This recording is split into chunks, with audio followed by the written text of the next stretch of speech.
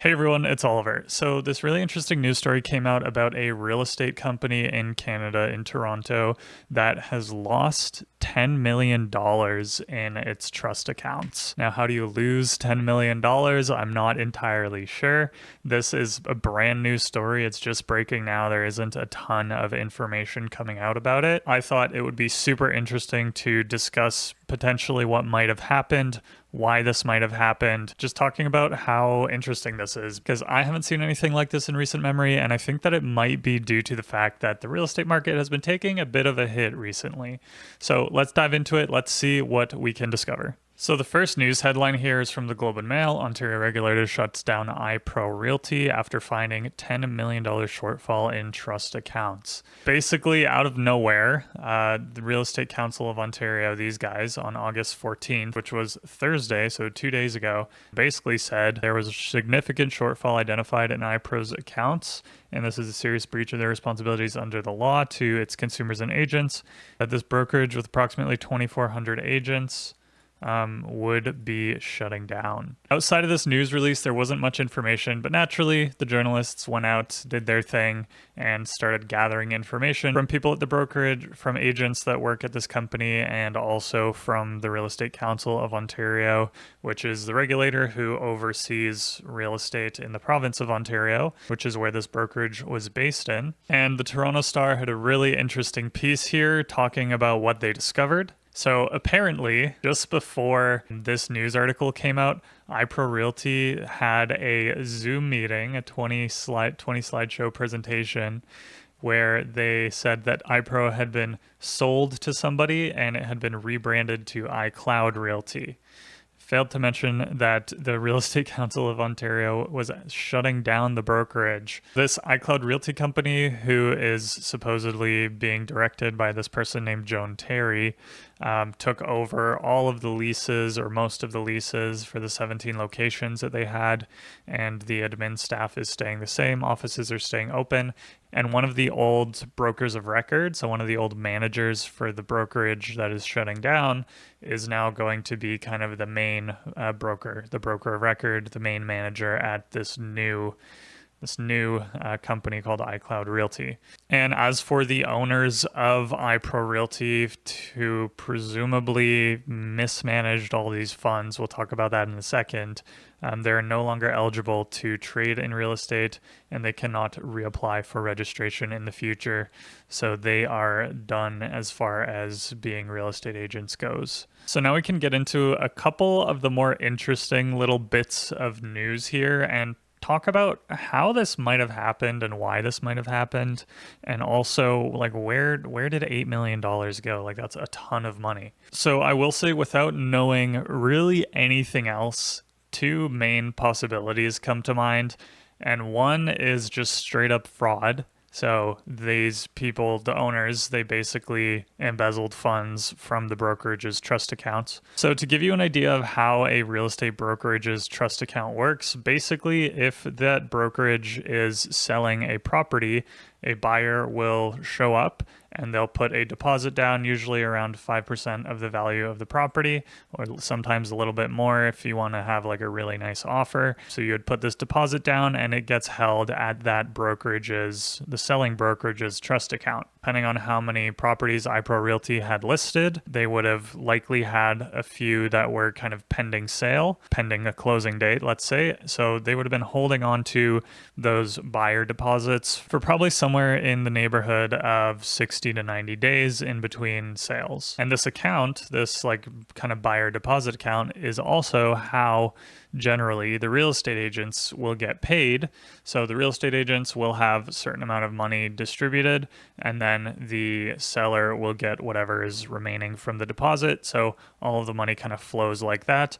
And depending on the company, the real estate brokerage that you're with, there will be like a split. So the brokerage might take 20% of a commission, of their agent's commission, so the selling agent commission. 20% of the money would go to the brokerage, 80% would go to the agent. Generally, there's also HST added onto it. And HST is the sales tax in the province of Ontario, and working with a real estate agent is considered a service, so a sales tax is added on top of the commission payments. So now we get into this whole thing of like, how do you lose $8 million, or how do you misplace $8 million? Or I guess at the time it was 10 and then they found two or something.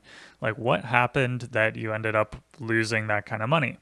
And who might have been involved in that? And the only reasonable and logical answers to me, without knowing anything, this is all like alleged and I'm speculating, so I have no clue what actually happened, but my suspicion is that the owners and or one of the main accountants in the company worked on embezzling some funds. So those deposits that should have gone into that account did not end up going into that account, or the deposits did go into that account. And this is kind of the second option. So the deposits did initially go into that account, but likely what I think happened is the owners and or this accountant or whoever was involved, they probably managed to find a way to extract some of the money and pay out themselves, or maybe like a couple of agents somehow managed to like pay themselves a little bit more money.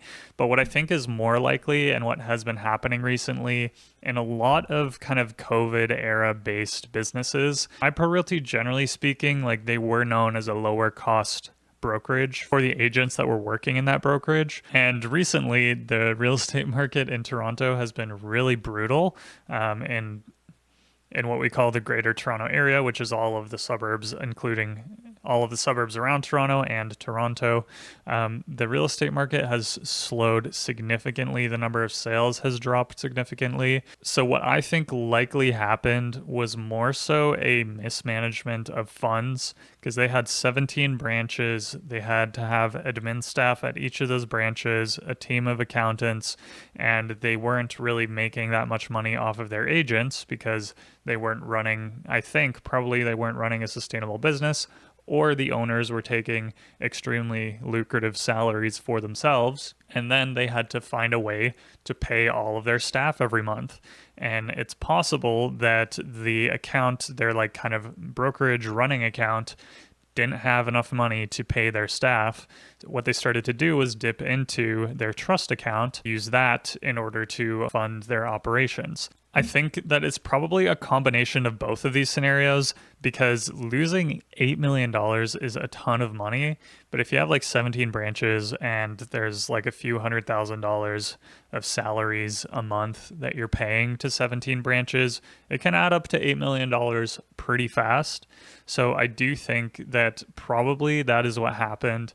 That because real estate has slowed down so much and they had such a large amount of overhead, they had these leases, commercial leases that they had to pay as well. They probably just simply weren't making enough money and then started to use trust account money in order to fund their operations rather than shutting the company down. While this might be somewhat of an understandable thing to do, you are not supposed to touch trust account money. And I guess this is one of the reasons why the Real Estate Council of Ontario has insurance, which they talk about here. Every real estate agent in Ontario has to pay $500 insurance fee every year. The like kind of aggregate claim limit is $4 million for all claims related to this event. So they do have some kind of insurance coverage that they make real estate agents pay every year for basically exactly this type of scenario. I think it's likely and possible that some people will probably lose a little bit of money here, which is really, really, really not cool. There's going to be a lot of people that do still have to like close on a house or are trying to sell a house, and like they need to find a way to get their money out of the deal. And I mean, recently we had this story of some real estate lawyers that were embezzling funds. So not even a month ago, we had this. So this case started a while ago. They're facing criminal charges, but this was posted July 18th, not even a month ago. They had embezzled $7 million. And perhaps the worst alleged embezzlement, some homebuyers who had agreed to acquire a house in Toronto forwarded $2 million to these guys in November towards the purchase, but within days, most of the funds disappeared from the firm's trust account. The deal never closed, and the homebuyers have not recovered their money. So this is kind of crazy, because there are these systems in place, right, that you're supposed to be covered by insurers for this type of scenario. But some people are just like bad actors, and rather than, go under or have to shut down a business or whatever, they'll try to like continue stringing it along. Or in the case of these lawyers, they're purely just embezzling the funds in order to spend it on whatever. It's crazy because these people, these lawyers, these like real estate companies that are like well established or whatever, iPro Realty has been around for a really long time. They've been around since 2000. So that means they made it through a couple of, financial crises, to be fair. From 2000 to, let's call it 2022, the real estate market in Canada was absolutely insane. Like real estate prices in Canada, I don't know why this is on the Fed website, but whatever. But real estate prices in Canada from 2000 to 2022 had an absolutely generational run in this country. And from 2022 to 2025 has been a pretty rough time to be in the real estate business. It's been hard. I think likely this chart has something to do with the reason why this money went missing. I have a feeling too, this probably won't be the only company, the only news story that we see like this. We've seen the lawyers, we've seen this company. I think we're going to start seeing a lot of these things, just like House of Cards, that this real estate bubble is built on, starting to pop. This is another kind of sign that things are not going super well in the real estate market in Canada. As I was saying, like it sucks because, this company has been around for so long. Like you wouldn't think that they would go under. And the lawyers too, like you're supposed to be able to trust lawyers with your money when it comes to purchasing or selling a home. And I do think that like seeing a story like this and then seeing how a story like this evolves, it's going to make people really hesitant to buy real estate. And I think it will continue to slow down the real estate market even more. And it's going to be one of those things where consumers are probably going to start to want to know who the managers are of real estate companies when they're buying. You're going to want to know like how long a company has been around. You're going to want to know how many agents are in a company. You're going to want to know how many homes a certain company is selling. So like what the volume of their transaction is, how thinly spread out are they across the province, and like how many offices do they have? Are the offices like super expensive? So it's going to be really interesting. I don't know that a lot of like consumers will do this amount of due diligence when it comes to the real estate companies that they're working with.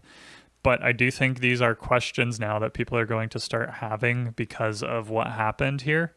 And I don't think this is going to be the end of companies like this being shut down. I think it's going to continue to happen. But yeah, we're really starting to kind of feel the sigh after years and years and years of just like upward price momentum. Just like in the lawyer's case here, like she said that she initially took smaller amounts to make ends meet, but eventually embezzled tens of thousands of dollars to fund. Okay, in this case, they're not funding operations, but luxurious vacations, fine dining, private school tuition, elegant furnishings, and expensive art. It's not necessarily that they needed these things in order for their office to continue operating or for their business to continue operating. So just like in this lawyer case, it's possible that some of the money was going towards that type of thing for the owners of iPro Realty. Maybe they had just decided, you know what, it's over for us, so we're just going to start spending all of the money in the trust account, which is an insane thing to do, especially because you will probably be facing lawsuits and criminal charges. I think for them, it's probably would be best case scenario if they were just spending the money in order to try to keep the business afloat, because I think, while that is still technically fraud and embezzlement, and it would have been better to just shut down the business in the first place, I think that looks better than spending all of your money on luxurious vacations and that kind of thing, spending not your money on luxurious vacations and that kind of thing. So that's the story of the real estate brokerage iPro Realty that is shutting down and how the money got lost, and maybe some speculation as to what happened with that money. I'll keep you updated on this story because I do think it's quite interesting. The economy is getting worse. People get desperate. Humans don't like having to go backwards, if you're used to a certain quality of life and you can no longer afford that quality of life, or you're used to a certain size business and you can no longer afford to run that certain size business. you might do desperate things, and it's unfortunate. And there's tons of these like smaller stories. Usually the money that's lost is like under $1 million or so, but we're starting to see these bigger implosions happening. So I'm really curious to see like where this goes and if these implosions will continue to happen going forward. Anyway, if you found this story interesting, leave the video a like, subscribe, go check out my Patreon. I do a bunch of other stuff on this channel, including cycling videos, economics videos, and if you want to do Q&As or get videos early, see some cool products that I'm going to be making soon, then go check out the Patreon down below. You'll get early access discounts and a bunch of other things. Thanks for watching, and I'll see you in the next video. Bye.